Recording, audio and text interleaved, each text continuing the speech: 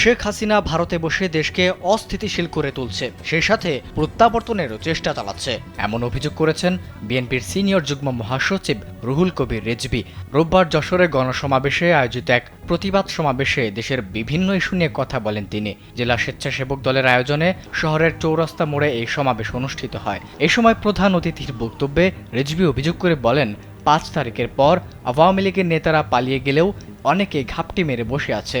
জানান, কালো টাকা ছড়িয়ে ষড়যন্ত্র শুরু করেছে ফ্যাসিবাদীর সেই দোসররা।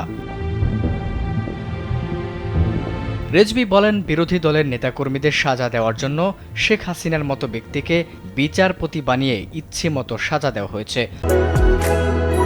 বাংলাদেশের একমাত্র মাল্টিন্যাশনাল টাইলস ব্র্যান্ড আরএকে সিরামিক্স। একসময় আওয়ামী লীগের নির্দেশে রাতের আধারে পুলিশ বিএনপি নেতাকর্মীদের ধরেছে। শেখ হাসিনা প্রসঙ্গে বিএনপির এই নেতা বলেন, ভারতের কাছে কোহিনূর ছিলেন তিনি। তার ক্ষমতাচ্যুতিতে দেশটির মনোবেদনা থামছেই না।